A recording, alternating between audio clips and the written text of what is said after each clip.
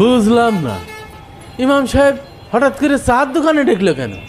তোমারও কয়েছে, হ্যাঁ, আমারও তো কি কারণ কি বৃত্তান্ত কিছু কইল না, কইলো একটু চার দোকানে আসেন। আসসালামু আলাইকুম। ওয়ালাইকুম আসসালাম। তো ইমাম সাহেব হঠাৎ করে চার দোকানে ডেকলেন কি জন্য?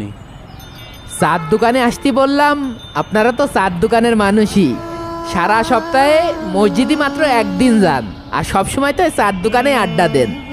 তা ভাবলাম যে এই চার দোকানে আপনাদের সাথে সেই কথাটা বলি। কি কথা বলেন?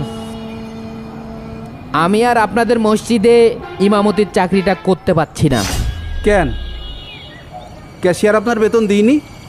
আমি তো সেই 5 তারিখেই বেতন দিয়ে দিতে কইছি। আপনাদের মসজিদে খাওয়া দাওয়া টাকা পয়সা কোনো সমস্যা নেই, এই ব্যাপারে আমার কোনো আপত্তি নেই। সমস্যা হচ্ছে এক জায়গাটায়, সেইটা হচ্ছে আপনারা মসজিদের আদব রক্ষা করেন না। ইমাম সাহেব, আপনি একটা কথা বললেন, আমি তো মসজিদেই যাই না। সেই যে গরু হারালি একদিন গিয়েলাম, তারপরে তো 3 সপ্তাহ আমি মসজিদেই যাই না। তা আদবটা নষ্ট করলাম কখন? যা আদব নষ্ট করার দরকার ছিল সে তো আপনি তখনই নষ্ট করতে হয়েছেন। আপনার লাল বাছুর হারাই গেছে, আপনি মসজিদের মাইকি যেয়ে মাইকিং করেছেন। আপনার দেখা দেখি সেক্রেটারি সাহেবের ছাগল হারাই গিয়েছে, সেইটা মসজিদের মাইকি যেয়ে মাইকিং করে বেড়াচ্ছে। এখন এলাকার মুসল্লিরা কোনো কিছু হারাই গেলেই মসজিদে চলে আসছে।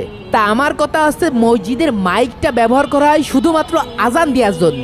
তা এখন যদি আপনারা আপনাদের ব্যক্তিগত কাজে মসজিদের মাইক ব্যবহার করেন, তাহলে তো এই মসজিদে আমার থাকা সম্ভব না। ইমাম সাহেব, এই সামান্য বিষয় নিয়ে কেউ রাগ করে নাকি?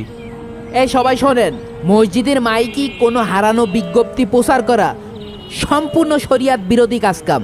প্রিয় নবী হযরত মুহাম্মদ সাল্লাল্লাহু আলাইহি সাল্লাম বলেছেন যে ব্যক্তি অন্য ব্যক্তিকে মসজিদে হারানো জিনিস খোঁজ করতে শুনবে, সে যেন বলে আল্লাহ যেন তার এই জিনিস ফেরত না দেয়।